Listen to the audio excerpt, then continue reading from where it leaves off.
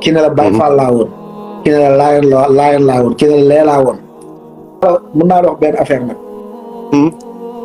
lan moo tax istilu daaw bi may def bàyyi ma. munuma compter. Matar ci adduna bi.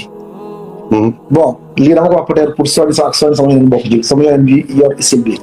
munuma la compter ñu may contacter par jour. di ma wax ni. ginnaaw yàlla. ki ne la Baay Faal laa woon. ki ne la Laayeen laa woon ki ne la lee laa woon. mais yow laa doon topp ba xam ne lii mooy dëgg. léeg-léeg gis ko la ne dama doon sax saaga. mais après ba ma toppee affaire yi laa xam ni kenn mënu cee teggi dara parce que gis nga alxuraan ak sunna nit mën na dégg ngay wax sunna tey bu ñëw saaga waaye da nga war sax ndey mais bu la toppee di topp muy dégg loo xam ne yow daa ko dégg say sëriñ.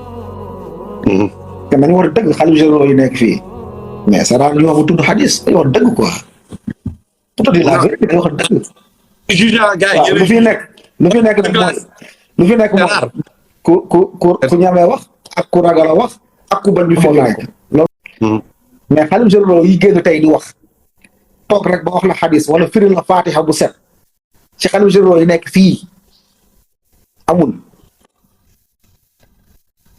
ba sax duñu jiite sax juma am ñoom duñu julli sax aljuma. te pourtant borom xam-xam loolu lay jëriñ. tey bu baas ñu ngi koy tuddee ci àdduna bi bu baas dafa yor am chaise ci biir jumaa yonente bi di ubbi téere ndongoy toog muy jàngale ba xalif général mooy ubbi téere di jàngale. xalif général yu jaar fii yëpp nag ci tarixa bu ne xalif général yu jaar fi tarixa bu ne tarixa yëpp nag ban xalif général moo fii toog weeru koor jot mu ubbi kaamil alxuraan Baqara ba Naasi ko Umar Sall du muy def wala Imam Assane Sall du muy def